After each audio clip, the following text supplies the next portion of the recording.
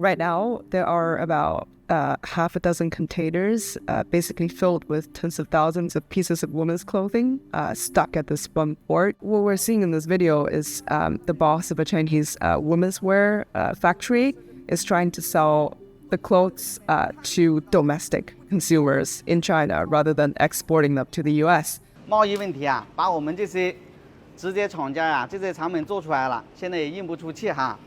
印出去了，那也是亏本。The idea is that since the beginning of April, U.S. has imposed pretty high tariffs on a number of Chinese goods, and for the boss, it makes little sense now to actually ship these clothes to the U.S. Selling to domestic customers is a viable strategy for some products, not for the others. Christmas ornaments, for example, or Halloween items, domestic Chinese consumers don't tend to celebrate those two holidays. And then for clothing items, there's the caveat that US sizes are not necessarily the same as Chinese sizes, which means some of the clothing exporters may not be able to find just 100% replacement for their export.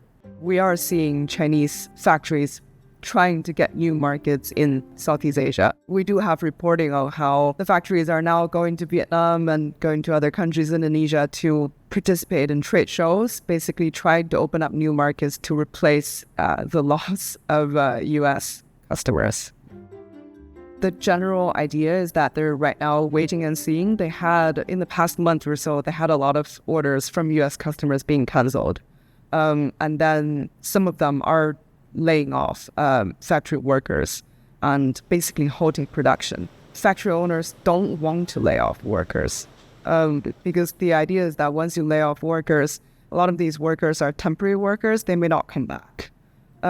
So it is a very risky strategy to massively lay off people. It depends from factory to factory, of course, but we don't know how many months they can hold on.